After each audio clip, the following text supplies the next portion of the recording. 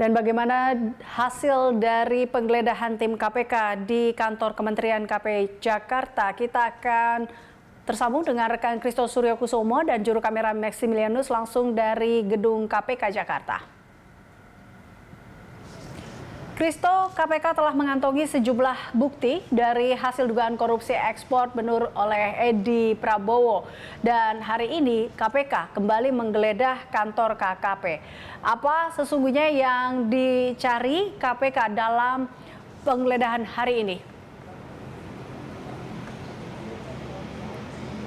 Ya baik Eliza, dalam penggeledahan yang dilakukan di gedung kantor Kementerian Kelautan dan Perikanan di mana Edi Prabowo bertugas, memang KPK kembali mencari dokumen ataupun informasi tambahan terkait dugaan kasus suap benih lobster ataupun benur yang menjerat Menteri Kelautan dan Perikanan Edi Prabowo. Dan juga penggeledahan pada hari ini tidak hanya dilakukan di kantor Kementerian Kelautan dan Perikanan saja, bahwa penggeledahan juga kemudian dilakukan di rumah dinas dari Menteri Kelautan dan Perikanan Edi Prabowo. Dan juga dalam penggeledahan tadi memang KPK sempat menyita sejumlah dokumen-dokumen, dan inilah yang nantinya akan digunakan KPK untuk kemudian mendalami kasus dugaan suap ekspor benih lobster ini sendiri.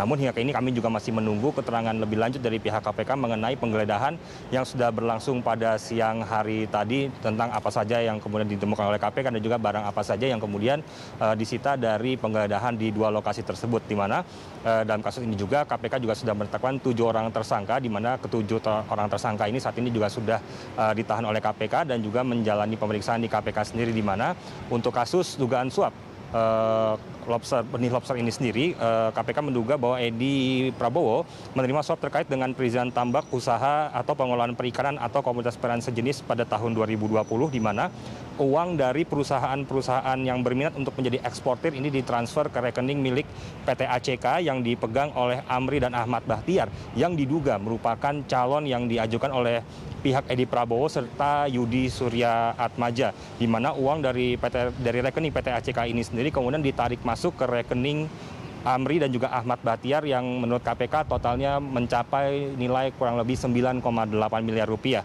Selain itu juga KPK menduga bahwa ada transfer uang yang dilakukan dari rekening Ahmad Bahtiar ke rekening Ainul Fakih yang diketahui merupakan staf dari istri Edi Prabowo sendiri, sebesar 3,4 miliar yang diperuntukkan bagi keperluan Edi Prabowo beserta istri, lalu juga keperluan bagi staf khusus Edi bernama Safri dan juga Andreo Pribadi Minsanta yang kita ketahui bersama juga sudah menyerahkan diri ke KPK pada hari kemarin, di mana uang sebesar 3,4 miliar ini diketahui digunakan oleh keempat orang ini saat Edi Prabowo melakukan perjalanan ke Honolulu, Hawaii, Amerika Serikat. Eliza. Ya, Kristo, 7 orang tersangka sudah ditetapkan oleh KPK. Adakah kemungkinan penetapan tersangka baru, Kristo, mengingat adanya dugaan monopoli dalam kasus ekspor benur ini?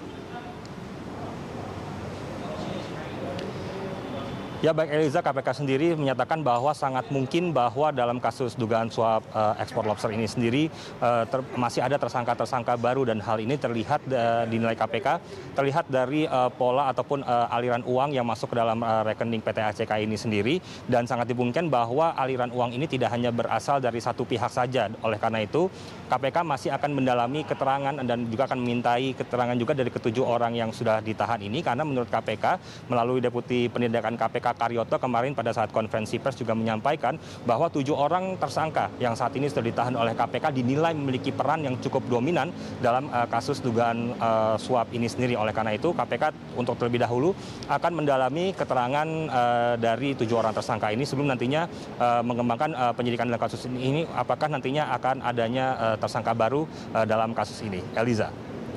Baik, Kristo, terima kasih atas laporan Anda. Pemirsa, demikian laporan Kristo Suryokusumo dan juru kamera Maximilianus melaporkan dari gedung KPK Jakarta.